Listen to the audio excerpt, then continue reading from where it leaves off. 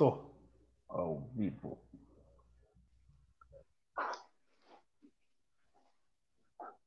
Tecnologia é tudo hoje, né, Kleber? Vai dizer. Fundamental, né? Eu fico imaginando pro advogado que antes que tinha que bater todos os processos na máquina de escrever. Pelo amor de Deus. Olha, hoje é tudo digital para nós. É verdade. Isso é importante. Perfeito. Muito. Fora o Aí, deslocamento, a gente se economiza muito, muito. Nossa.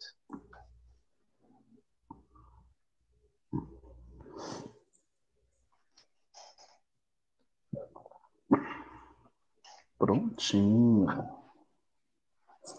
É isso aí, estamos ao vivo. Kleber Gerard, boa noite. Boa Obrigado noite. por abrir um Boa espaço noite, e Cristiano. bate-papo com a gente. Pode chamar de Cris, por favor, tá, Kleber? Fique bem à Pois não, vontade. Cris. Gente, hoje eu recebo aqui para um bate-papo o advogado e jornalista Kleber Gerage. Vamos conversar um pouco, contar um pouco da sua história, falar um pouco da sua história aqui na cidade, apesar que é difícil quem não conheça, né, Kleber? Ainda mais o teu pai, com uma figura super conhecida também na cidade, você também é uma figura conhecida. E tem novos desafios chegando para você, que daqui a pouco a gente entra em detalhes sobre isso. Antes de tudo, Verdade. Kleber, obrigado mais uma vez por esse bate-papo. Contar um pouco a história da sua família aqui em Atibaia, Kleber. Família Gerage é conhecida, mas para quem não conhece, tem a oportunidade de saber agora. Primeiramente, mais uma vez, obrigado ao Cris, ao canal. E, bom, minha família, meus avós são originários, né, da Itália, na verdade, a origem, né? E, assim, o meu avô foi muito tradicional na cidade. Ele era o Major Dionísio Gerage, a minha avó, Aparecida Gerage. Eles são tradicionais ali do Lago do Major, né? Que até hoje a chácara está lá. Eu cresci naquele ambiente. E aí, meus familiares, meus tios, meus primos, que hoje, né, se espalharam todos, mas tudo se deu origem aqui em Atibaia. Eu tenho muito orgulho de ser filho de Atibaia e pertencer a uma família grande, uma família de pessoas humildes, de origem muito simples, apesar do meu avô ter sido um militar de alta patente, mas ele também era uma pessoa muito simples, muito humilde. Eu acho que isso é o diferencial também da nossa família, das pessoas que convivem com a gente. E advogado, Kleber? Seu pai é advogado, você é advogado, tinha mais advogado na família?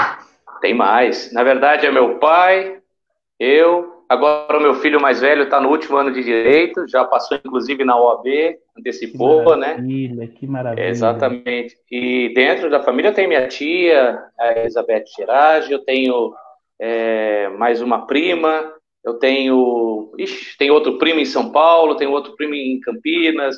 São 6 ou 7 advogados na família. Um almoço de família, então, é um almoço de direito, literalmente falando, né, Kleber? Olha, é verdade. Eu respiro direito. Eu gosto, eu amo direito. Eu acho que o meu primeiro curso, na verdade, universitário, que fui da primeira turma de pedagogia na FAAT. Depois eu fui fazer direito. Olha só, Que legal isso. E, Kleber, a legal. importância hoje, quando se fala do advogado, do direito, hoje o brasileiro, você acha que ele está mais inteirado nos seus direitos, nos seus deveres também? Porque a gente cobra muito os nossos direitos, mas também temos deveres, né, Kleber?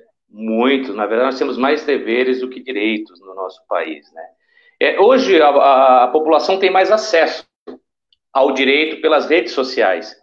E isso é muito bom. Por outro lado, também é um perigo, porque às vezes tudo que você lê, você acha que é aquilo que é o direito. E o direito ele é uma ciência que muda a qualquer tempo, né? Hoje ele é uma coisa, amanhã é outra, e as interpretações são difíceis, né? Cada um tem uma forma de julgar um determinado conteúdo do direito. Então, eu sempre falo, né? Para você ser o diferencial no direito, você tem que ser pensador e não apenas um operador do direito. Mas hoje as pessoas têm acesso muito mais fácil, né? Muito mais dinâmico pelas redes sociais, pela internet em si, do direito. Mas é uma ciência que muda muito, é um desafio. O direito é um desafio diário. Kleber, a gente vê todo esse movimento das pessoas falando do STF, toda essa discussão, o caso do juiz Sérgio Moro também, que traz uma lupa em cima disso, né? Porque ele representa muito o momento do nosso país, que ele elucidou vários casos, situações que nunca antes eram abordadas. Você concorda? Você acha essa questão do STF? Qual é a sua opinião como advogado quando você vê certas críticas referentes ao STF, à Constituição? Como que eu acho que as pessoas às vezes elas não entendem que existe um limite, uma barreira, e a Constituição é a nossa lei, é a nossa regra, é o que a gente segue, é que o advogado segue antes de tudo, é o que está escrito, o que está ali, né, Kleber? Como que você vê esse movimento todo em torno dessa questão do STF? Porque às vezes eu acho que muita gente não entende a função dele e às vezes interpreta de uma forma que deve ter uma outra visão, porque tanto para o advogado quanto para o juiz ele tem uma visão diferente sobre o caso, né, independente das partes. Correto, Kleber? Correto. Na verdade, o Poder Judiciário também é uma instituição política, né? Eu posso falar isso tranquilamente, até porque eu exerço funções institucionais no meio da justiça, porque eu também presido uma associação de advogados em nível nacional e também como advogado, restrito à minha clientela, e tenho a minha militância como advogado defensor de entidades de classe. Então eu vejo assim, o Supremo Tribunal, ultimamente, ele está tendo, no meu entender, algumas decisões que assustam a população, de dizer assim, poxa, somente um ministro pode parar, por exemplo, a vigência de uma lei, interpretar uma questão que afeta todos os brasileiros. Hoje, assim, eu entendo que há decisões um pouco extrapoladas do Poder Judiciário, principalmente do Supremo, que estão aí, no meu entender, transcorrendo o limite da Constituição Federal, que é o norte de todo o direito. Mas isso são questões de que eu falo, a interpretação no direito permite esse tipo de discussão. Então, às vezes, a população não entende que aquela decisão daquele ministro é contra determinada questão, mas ela está fundada na interpretação daquele texto constitucional. Então, assim, eu sempre fui e sempre serei um advogado e seja como advogado ou como cidadão, eu respeito as decisões, mas eu sou crítico e se eu tenho que combatê-la, eu desafio elas dentro do meio processual, dentro do devido processo legal. Mas eu vejo algumas decisões que são preocupantes, mas que realmente, às vezes, extrapolam os limites, e eu acho que isso é um momento que nós estamos vendo, e isso está sendo mais visível justamente por causa das redes sociais e da mídia em si.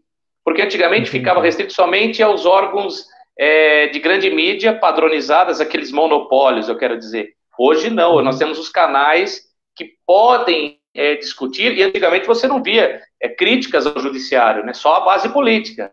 E hoje nós podemos dizer que existe, sim, a crítica da população a determinadas decisões. Mas eu fico meio restrito, realmente, à interpretação do direito e respeito às decisões. Kleber, você é advogado e jornalista. Como que você vê o papel da imprensa neste momento? Acho que é muito importante falar, porque você consegue enxergar os dois lados também, tanto com a pessoa que segue as leis, antes de tudo, representa aquilo, uma forma de defender cada pessoa e o direito de cada um, e ao mesmo tempo você tem o lado da imprensa, que você também tem um trabalho muito forte dentro disso como jornalista. Como que você vê o papel da imprensa hoje na sociedade e como que você trabalha isso no seu dia a dia? Eu sempre fiquei curioso para te perguntar isso, porque eu tenho uma amiga minha que ela era jornalista e agora ela é advogada. E eu viro e mexo, eu brinco com ela. Como que é? Existe algum conflito entre o que é informação, o que não é? Como lidar com isso? Dá para se distinguir bem a função do jornalista com a advocacia, né? Porque a gente tenta não militar junto, apesar de ser uma pessoa com a mesma profissão, com as duas. Eu falo que hoje o papel da imprensa, hoje nós temos todas essas discussões em nível Brasil, graças à imprensa que pode e traz à luz aquilo que está escondido. Porque nós sabemos que quem está no poder hoje tem uma autocrítica à imprensa, e hoje a imprensa está sendo muito atacada em nível de governo e por autoridades que deveriam dar o exemplo ao contrário, até porque nós vivemos no Estado democrático de direito. Então, eu vejo assim, ela é fundamental. Sem ela, nós não teríamos essas denúncias que hoje existem, essas discussões que são trazidas à luz, e é muito importante. É aquilo, tem que haver o equilíbrio entre o direito e também a notícia, o que vai se noticiar hoje. Nós temos muitas fake news, né, e é muito perigoso, isso é crime, inclusive. De qualquer forma, eu tenho aquela opinião bem separada. Eu costumo ser um pouco crítico nas minhas formas de noticiar, mas eu me mantenho distante em relação à minha atividade como advogado para que não haja nenhum interesse, nenhum conflito nesse sentido. Kleber, o teu pai, você é pré-candidato a prefeito por Atibaia. Está sendo até discutido quando que vai ser a eleição, a possibilidade de mudança de datas e tudo mais.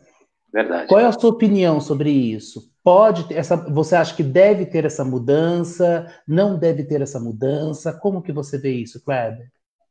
Eu vejo com tranquilidade. Veja bem, se realmente essa questão da Covid, essa pandemia, não houver realmente uma redução, nós temos que preservar vidas. Então, daí o momento político, eu acho que é para depois. O que eu sou contra é estender o mandato. Isso eu sou contra. Agora, distanciar o processo eleitoral de outubro para dezembro, para mim eu vejo com toda tranquilidade, é um processo que vai ter que ocorrer, porque não se dá para alterar a legislação eleitoral agora. Então, agora estender, prorrogar, eu vejo com tranquilidade, não vejo nenhuma dificuldade nisso, porque o momento é de se preservar vidas. Seu pai foi vereador para Atibaia, né? Quantos mandatos seu pai teve como vereador, Kleber? 4. 4? Eu não fazia ideia. E em algum momento a política te chamou? Você acompanhou o teu pai como vereador? Na verdade, eu sempre militei no meio social, político, mas não partidário, né? Eu sempre gostei de militar. Eu venho de movimentos sociais, movimentos estudantis, de entidades de classe, de entidades sociais, mas eu nunca tive a vontade de lançar o meu nome a uma pré-candidatura ou uma candidatura, né? Eu sempre quis ficar distante desse enfrentamento, porque assim, eu respeito as pessoas que são pré-candidatas ou candidatas no momento oportuno. Eu entendo que são corajosos, porque o momento político que nós vivemos hoje no Brasil, basta você ser pré ou candidato no momento correto, você já por uma grande maioria que está crítica hoje em dia na política, você já é considerado até corrupto, tá lá, mais um ladrão, mais um corrupto, e é isso que acabou, esse enfrentamento que me fez distanciar, apesar de eu ser totalmente ficha limpa, mas eu sempre amei a minha profissão e continuo nela, e para mim não vai ser um problema, porque se eu enfrentar as eleições e eu não obter a vitória, eu estarei no dia seguinte trabalhando normalmente, enfrentando de cara limpa, sem qualquer problema. E você acompanhou a história política do seu pai em 4 mandatos, Kleber? Acompanhei. Eu convivi politicamente com ele, né? Eu participei, eu tenho essa admiração por ele, porque ele é uma pessoa muito simples, humilde, apesar de ser... ele tem várias formações, ele é economista, ele é bacharel em Direito, ele tem formações em diversas especializações em Direito, ele é matemático também, tem outras, acho que ele tem 5 ou 6 formações, só que ele tem aquele jeito único, né? Ele é autêntico. Ele é popular, ele é o que é, pronto, acabou, sempre foi. Exato. Né? Eu sempre o admirei, porque ele entrou, do mesmo jeito que ele entrou, ele saiu, nunca teve nenhuma mancha judicial em relação aos trabalhos políticos dele. As críticas é natural a qualquer político e isso é bem-vindo também. Faz parte do processo eleitoral todo, as suas críticas que acompanham, né, Kleber? É verdade, faz parte. E Kleber, você já teve, eu já sempre te acompanho em outras eleições, em outros pleitos, você foi sempre chamado para concorrer, você chegou a falar, vou sair a vereador em outras eleições, não saía. Porque este momento você coloca como pré-candidato, já entrando como prefeito, você acharia que deveria ser, às vezes, como vereador, para depois pleitear esse cargo justamente como prefeito ou não? Você acha que está no momento certo? O porquê, neste momento agora, você decide ser candidato, que você já foi muito convidado, eu sei que muita gente falou, Kleber, você é vereador, vai sair, vou me candidatar. Depois você recuava, como você falou. Não, no momento ainda não, vou deixar para um momento mais oportuno. Por que agora? Eu acho que eu amadureci muito. Naquele momento passado, eu estava realmente focado mais nos meus estudos, nas minhas especializações, na minha profissão. Realmente, sempre, em todo o processo eleitoral, eu sou chamado a participar. Isso aconteceu em todos os últimos 20 anos para cá.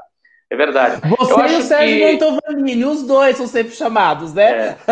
É verdade, isso é verdade. O Sérgio também. Boa lembrança. Também. Um bom nome também. Com certeza.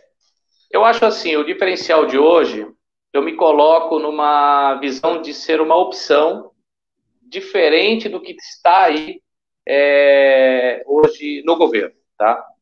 Não me coloco como crítico, pelo contrário, respeito todos eles que estão lá, porque eles têm o merecimento, foram eleitos democraticamente para isso, tem que haver o respeito, né? Mas eu entendo que chegou o momento porque as pessoas do meu meio social e nas ruas também, que também estão pedindo isso. Olha, Kleber, precisamos de um nome diferente, alguém que seja com o seu perfil. Então eu resolvi me distanciar dos grupos políticos que eu considero ser os mesmos de sempre e formar uma linha única. Nós não temos... nós estamos saindo numa pré-campanha unicamente sozinhos, sem nenhum outro partido, só o nosso. Uhum. Opção de mudança mesmo. Mostrar que dá para fazer pré-campanha e uma campanha sozinho com a população. Sozinho que eu digo, não é que eu não estou sendo aclamado também, eu tenho apoio popular. Mas sozinho que eu falo é de alianças políticas. Nós queremos mostrar que dá para fazer diferença, ser diferente. E a mudança de partido? Você chegou a ser filiado ao PSL, depois você foi para o PRTB, correto, Kleber? Correto. Foi devido à candidatura, foi mudança de ideologia, qual que é a questão? Na verdade, eu não... O PSL, eu fui chamado pelo Coronel Abraão para compor esse grupo, justamente para a gente formar um trabalho que já está sendo feito há mais de 2 anos. E dentro do PSL, o que aconteceu em Atibaia? Houve uma discussão, um racha, que é natural, é normal entre determinados grupos. Exato, e é comum. Eu resolvi sair pela tangente, ou seja, sair quietinho, fui buscar um partido com o Celso Mendes e com o Coronel Abraão, que é um partido diferencial no ponto de vista de não estar envolvido em corrupção, não quer fazer uso de dinheiro público para a campanha eleitoral, ou seja, do fundão partidário. E nós queremos mostrar que há a possibilidade, sim, de fazer política e campanha, né, no momento oportuno, sem uso de dinheiro público, mostrar que dá para fazer sem gastar. Essa é a nossa ideia. E, Kleber, como fazer campanha? É a sua primeira entrada agora, justamente com um pleito para 2020 agora. E vai ser uma eleição muito diferente. Tive a oportunidade de conversar com outro pré-candidato e foi essa questão que eu coloquei. Como fazer campanha política hoje, numa pandemia que esse país vive, as situações que você acompanha, todos nós estamos acompanhando, como que vai ser essa campanha eleitoral? Eu fico muito curioso em entender como que vai ser essa abordagem a cada pessoa, porque nem todo mundo tem esse acesso que eu e você temos à internet, apesar de 98% da população brasileira, mais de 90% da população brasileira ter acesso à internet, mas via celular, smartphone, tem muita gente que não se tem. Como que vai ser isso, Kleber? Qual vai ser esse planejamento? O eleitorado hoje, a mudança a campanha hoje praticamente é via internet, isso nós sabemos, é via as redes sociais, é o principal canal, porque a rede social deu voz às pessoas, né? E algumas que fazem, né? Então nós tivemos vozes, nos tirou do anonimato. Eu vejo assim, a população não quer mais aquelas campanhas de barulho, né? Não adianta você sair nas ruas, Opa, acho que caiu. Oi, Cris.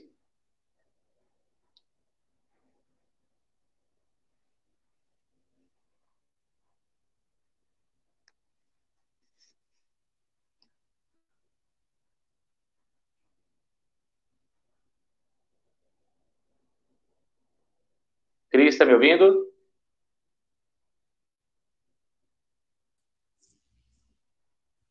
Oi, Cris.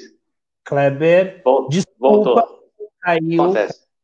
Voltando então à pergunta, como que vai ser essa campanha em 2020, sendo que a gente não tem mais aquela abordagem direta no eleitor, aquela conversa, às vezes a oportunidade de apresentar seus projetos, e hoje a internet, que ela toma conta, hoje ela faz parte do cotidiano de muita gente, mas nem todos têm acesso à internet. Como que vai ser feito a sua campanha? Eu acho que a nossa campanha ela vai ser bairro a bairro, reuniões em grupos e rede social, não tem outro caminho. Vai ter que andar, porque hoje as pessoas elas pesquisam e elas vão buscar saber quem é o seu candidato no momento da campanha, porque hoje ninguém fica mais no anonimato, numa pré-campanha ou numa campanha. Então é justamente isso que eu tô tentando focar, né? A câmera, Kleber, você foi para lá. Não fui eu, não. Acho que alguma coisa aconteceu. Agora aí, voltou. Oh, tá difícil. Estamos sendo tumultuados, tá tumultuado aqui. É bom. Tá tumultuado, mas a gente vai até o fim, a gente não para, não.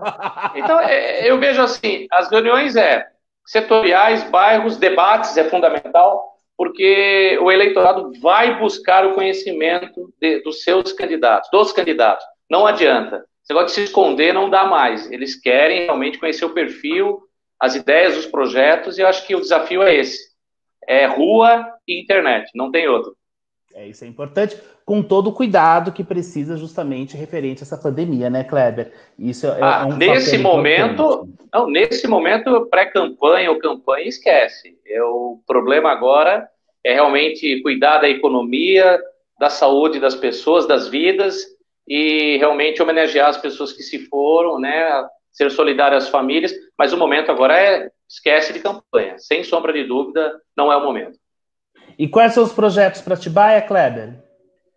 Então, os nossos projetos são radicais, são de mudanças gerais, né? Nosso foco é o combate à corrupção, porque você sabe que eu também sou diretor anticorrupção e advogado no Centro Nacional de Denúncia, que é a minha atividade pública e institucional. Então, assim, nós temos como bandeira o combate à corrupção de forma pesada.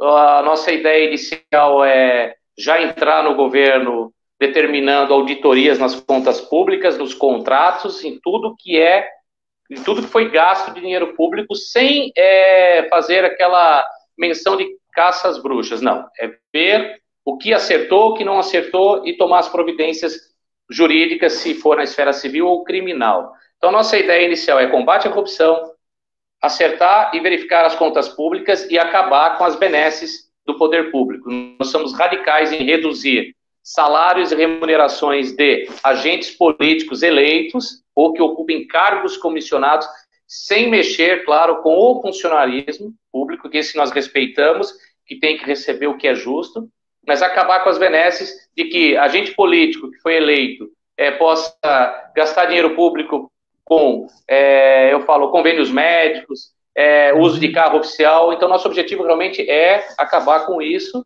e apresentar projetos inovadores e acabar com monopólios, como de transporte público, de uma série de outras áreas que nós vamos mexer. Vamos revisar tudo que existe de loteamentos, que nós entendemos aí que há alguns esquemas que têm que ser verificados, e é isso que nós vamos fazer, abrir as portas com transparência.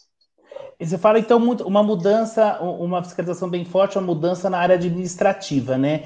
E nessa questão palpável do público, quando a gente fala a questão benefícios à população que mora em bairros distantes, porque a gente tivemos uma oportunidade que foi dada para moradores, questão de asfaltos e tudo, e a gente fala a questão de melhoria de tudo isso que já foi feito, e às vezes o que você pode trazer na questão da saúde, educação, qual seria algum projeto que possa ser algo mais palpável para a pessoa que está assistindo entender quanto a prefeitura chega para ela, e é sério quando a gente fala uma reforma administrativa, uma organização administrativa, porque você tem mais fluxo caixa para poder fazer outras coisas também, né, Kleber? Exato. É isso que eu digo. A gente tem que ter um choque de gestão para diminuir os gastos com a folha de pagamento, com o que é desnecessário, enxugar os contratos que são viciados e que estão irregulares ou que não foram feitos dentro da lei, para poder rever, inclusive, esses financiamentos que foram feitos, enxugar todos, parar de tirar dinheiro público e aí sim, choque de gestão e distribuir para os bairros. De que sentido?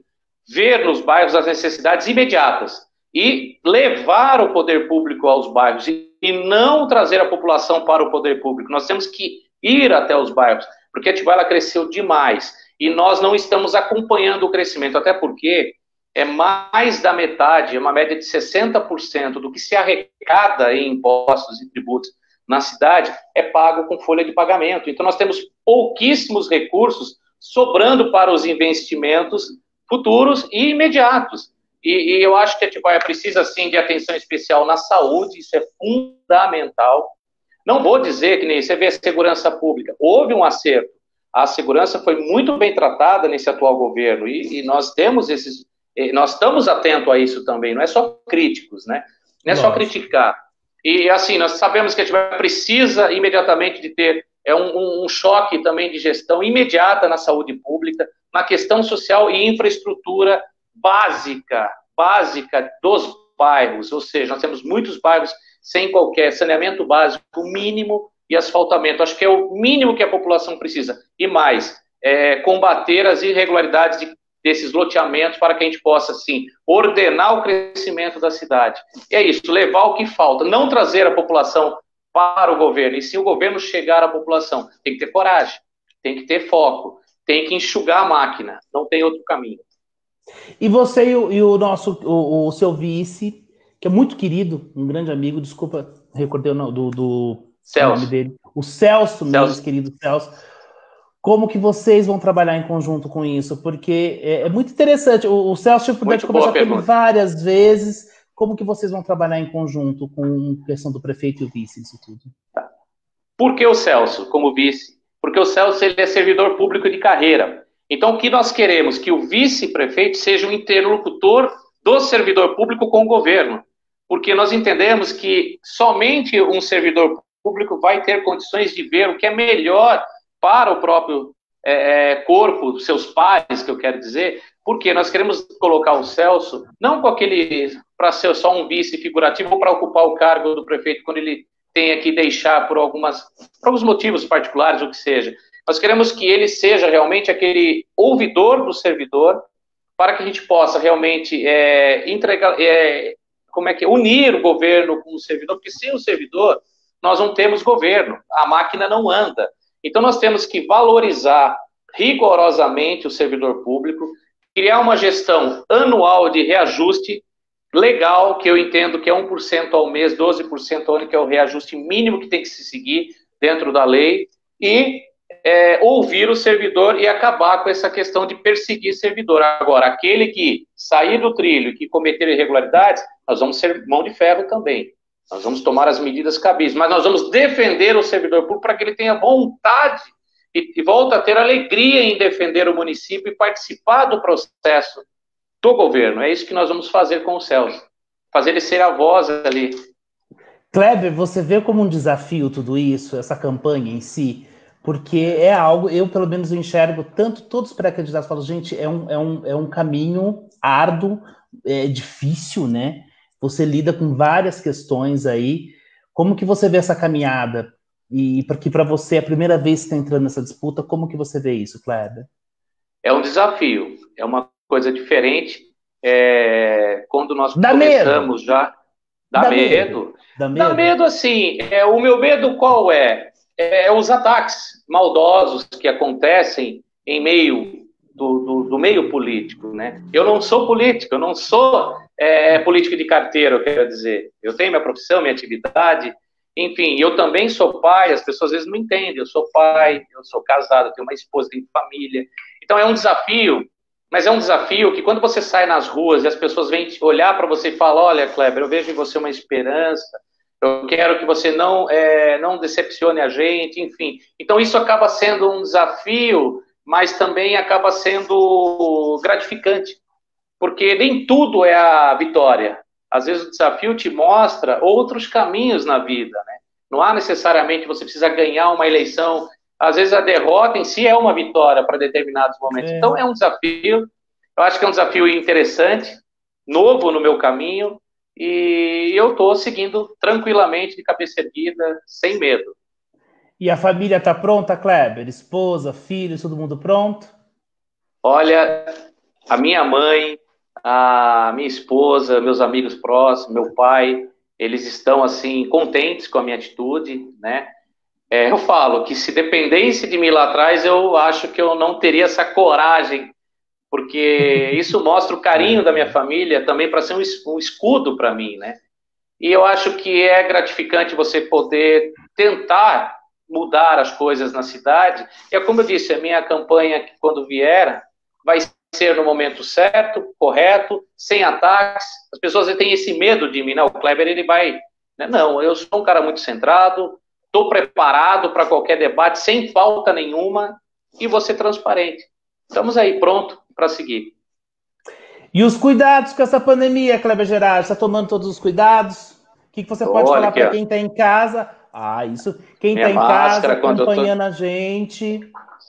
Eu estou cumprindo rigorosamente o isolamento com a minha família, com meus filhos, a minha esposa. Não está sendo fácil, porque eu também tenho meus pequenininhos em casa, o Giovanni de 5 anos e a minha pequenininha de 3.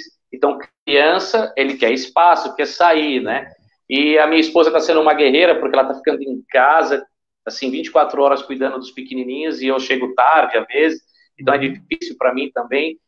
Mas eu acho que, assim, temos que cumprir o nosso papel na sociedade. É necessário salvar vidas, então eu estou fazendo a minha parte. Você é a favor do isolamento social, Kleber? Sou a favor do isolamento social com responsabilidade, mas também sou a favor de que haja flexibilização para o comércio, desde que siga os protocolos sanitários e de saúde, porque não adianta também só salvar vidas e deixar as pessoas desempregadas passando fome. Então, ir quebrando o comércio. E quem está mais sofrendo com isso é o pequeno trabalhador, é o pequeno comércio. Não são os grandes em si. Então, eu sou a favor de que haja isolamento, que o poder público continue sendo rigoroso nesse sentido. E Atibaia acertou até então. Eu acho que está havendo alguns acertos, né? Na grande maioria perfeito. E eu acho que, assim, só que eu acho que nós podemos penalizar o trabalhador, porque a crise econômica e social vai vir e vai ser muito maior do que a pandemia nesse sentido. Vai atingir muito mais gente. O que já sempre teve uma crise econômica e social, né, Kleber? Bem mais potencializada ainda neste momento, né? Sem Kleber, dúvida. eu quero, para finalizar esse bate-papo, que você deixe um recado para quem está acompanhando a gente e quero aproveitar também e agradecer mais uma vez essa nossa conversa, foi muito boa, peço desculpas até quem está assistindo e a você também pela questão técnica, mas tecnologia é uma surpresa, às vezes corre tudo bem, como às vezes também tem essas surpresinhas no meio do caminho. Por favor, Kleber, pode deixar uma mensagem, pessoal. Perfeito. Agradecer o canal mais uma vez. Vou estar sempre à disposição por um bate-papo assim, um bate-papo legal, que possa trazer aí a informação adequada à população, não só a crítica, para mostrar que a gente também tem ideias diferentes e mostrar que a nossa pré-campanha que está por vir vai ser uma opção diferente do que está aí, e mostrar que nós temos apoio, e eu peço apoio da população que quer mudar a cidade. E vamos seguir com responsabilidade, com respeito aos demais candidatos futuros que virão, né, que são hoje os prés, e dizer que todos que saírem são corajosos, porque o momento político não é fácil, e eu acho que o papel da imprensa, como o teu canal, é muito importante para levar para a sociedade de Atibaia o conhecimento das pessoas que estarão ali à frente de uma candidatura futura. Só tenho que agradecer vocês e a todos que seguem o teu canal. Obrigado, Kleber. E saiba que você não escapou. Vamos ter futuras conversas aí de acordo com todo o processo que vai acontecer. Kleber, fechado? Com certeza. Topa? Topo e espero te ver numa bancada presidindo aí um debate para nós, hein? Será muito legal, hein? Já fica a ideia. Boa ideia, Kleber. A gente pode fazer justamente com essa ferramenta mesmo, todo mundo na internet. Exato. Papo, acho que ia ser muito bom mesmo. Com respeito. Eu acho que você vai inovar. Acho que a gente precisa trazer informação para a população de qualidade, antes de tudo, que a gente quer isso, enriquecer todo esse processo. Enriquecer e o respeito. Você falou tudo, o respeito aos demais, porque não é porque ele é de esquerda, de direita, de centro, que ele não é melhor ou pior. As pessoas têm que se respeitar nesse processo, porque hoje nós vivemos num momento político de muita agressividade. Não há um momento. As pessoas querem... Exato. As pessoas querem ver projetos, ideias de mudanças, e acho que todos têm qualidade, né? Acho que é isso. Eu peço Perfeito. apoio a todos para uma mudança. Muito obrigado. Obrigado, fique em casa, quem está assistindo, você também, Kleber Gerardi, fique em casa, use máscara, vamos se cuidar, beleza? Vamos. Obrigado, Kleber, fica com Deus, tudo de bom Obrigado. aí. Tchau.